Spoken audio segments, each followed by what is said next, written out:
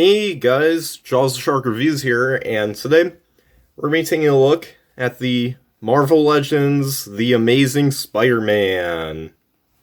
So, here he is in his packaging. Yeah, we're going to do it a little bit different. Usually when I review figures, typically I show the packaging, the figures are usually already out of the packaging by the time I show off the packaging, for this review, we'll start off here with the figure in box, simply because of how it's designed. Because if I already, had taken it out, then this whole packaging would probably be quite a bit destroyed. So, um, yeah. So we'll just take a look at it like this. Yeah.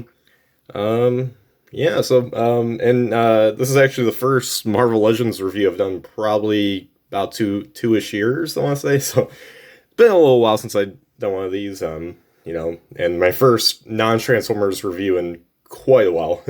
Probably for, in that case, over a year. So, the reason I decided to take a look at this figure is because, I think it's pretty cool. It's inspired by his appearance in his debut appearance, actually, in Amazing Fantasy number 15. Hey, why not take a look at this? So let's take a look at the packaging first. So he's got web wings it's promoting, and there they are right there. And of course you can see him in the packaging. You get all the different hands. You got his webbing right there. And you got Marvel. You got that kind of classic retro-looking Amazing Spider-Man logo. And on the back, it's like a carded back, sort of. The old-fashioned figures. So you got this little bio right there. You can read that if you want, and it's in different languages. So hey, that's cool. And just all this right here, and that's pretty much it for the packaging. So without further ado, I will open this up. It's about to fall over here. There we go. So yeah, without further ado, I'll open this up and we'll take a look at this figure out of the packaging. So here we have Spider-Man out of his packaging, and yeah, I think he looks really, really nice. Definitely jumps off the pages from the Amazing Fantasy number 15 comic book. It looks almost spot on to how he appeared in that comic. So, yeah, pretty cool. But anyways, let's take a close-up look right here at his head sculpt. Really nice. With like some kind of molded in webbing for the head and all that instead of just having it printed, but what are you gonna do? Because I always prefer when that's the case, where it's kind of like molded in, but they still use like this lining to highlight it, that instead of just this flat out printing. But nonetheless, still looks nice.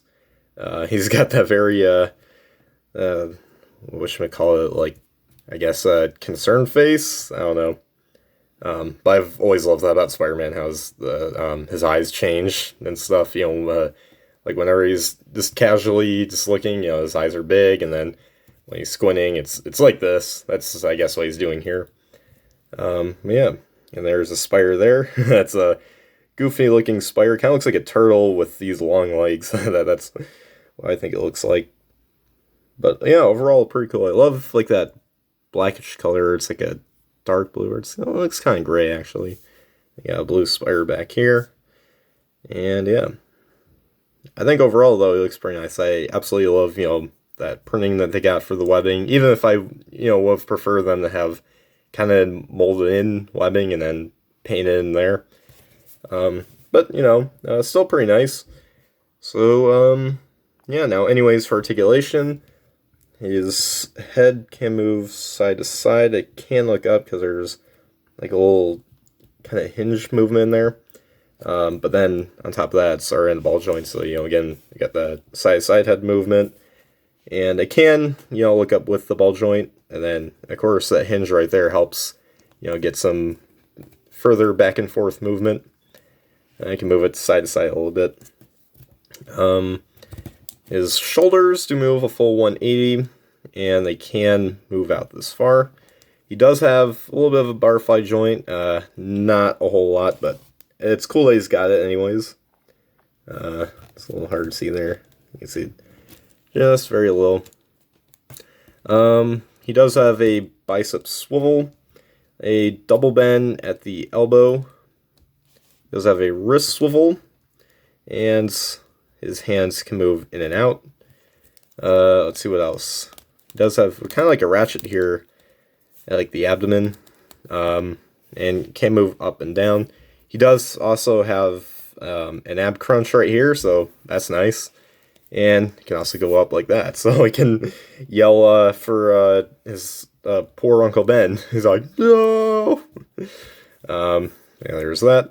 No waist swivel, I guess that's what this abdomen swivel's for, I suppose. Legs can kick up this far.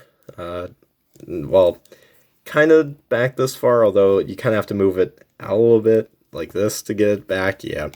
Fortunately, because of how this all works, can't quite move fully back.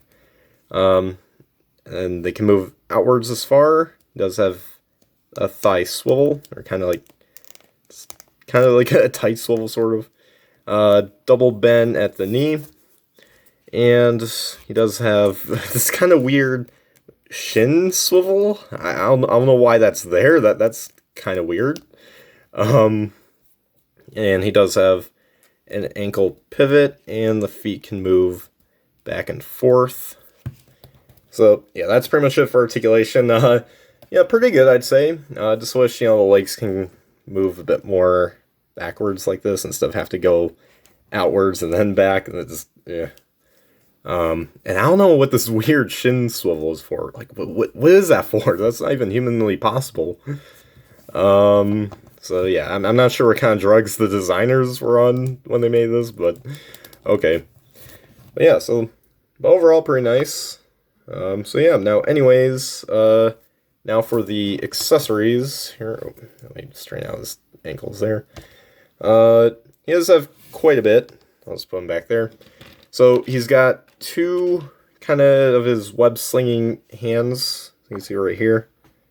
And there's those. He does have two openly gestured hands. So you can see his palms there. And he's got two kind of more natural gestures for his hands. And he also does have a long web right here. And it's kind of a clearish plastic, kind of, yeah. More like translucent, more so. He does have the little webbing things that you can put under his armpits. And then you get more kind of closed in ones. So, if you want, you don't want his arms like always like this, like all the way up. So if you want like his arms at a reduced angle there, then you can fit in like that. But we'll attach that all in a bit. But so yeah, you can swap the hands. Of course, he already has the closed fists, but you can mix and match if you want. Wrong one. There we go. So you just give him that. So you get the iconic flipping hand. So flip. And yeah, and he's got that kind of more natural hands. So he doesn't always have that closed fist look. Yeah, let me just add that on the other one because that looks a lot better, on display. Unless, if you have him being a criminal or whatever. But yeah, so there's that. Yeah, pretty nice. And now for the web thing, I believe you just want to put this right in here in his hand. Make sure that stays in. Should stay. I'm not sure exactly how you put it in, but you can put it in, I guess, like this. Maybe. I don't know. But there's that. And of course, you got the little web glider right down here. So, yeah, in order to attach this, there's slots right under his biceps. And you just kind of want to attach it in like this. So you just want to put this one right in here. And you want to do the same for the other one. And just put that right in there. And there you go. So now he's got little web gliders. And then, of course, he does have a bit longer ones right here. So we'll just I think that goes in that way, I believe. Let me just make sure. Yeah. Okay, so let's put that in there. Come on. There we go. Wait, come on. Come on. Stay in. There we go. Now, and that didn't stay in. But you get the idea. It just goes in right there. So, yeah, that's pretty much it for the accessories. Man, I'll need an accessory bag for for this guy, because he's got quite a bit. He's got, let's see, 1, 2, 3, 4, 5, 6, 7, 8, 9, 7. He's got about, like, 9 accessories or something. Yeah, he's got quite a bit. But they're small, too. That's also the thing. So, yeah, that's pretty much it for the accessories. And now for the size comparison, here is with another Marvel Legends Spidey I've reviewed on this channel. This is the What If Zombie Hunter Spidey. And, yeah, so there they are together. More modern interpretation of Spider-Man and the original one. But, yeah, that's pretty much it for the size comparisons right there. And there you guys have my review for the Marvel Legends The Amazing Spider-Man. You know, the Amazing Fantasy number 15 one, at least. Not to be confused with the 50 other Amazing Spider-Men that there are out there. Yeah, now if you're wondering what pose I got him here, now if you're wondering if I'm doing some stupid little T-pose for him, I'm not. I'm trying to have him glide or whatever. Kind of some of an homage to the Amazing Fantasy number 15 cover.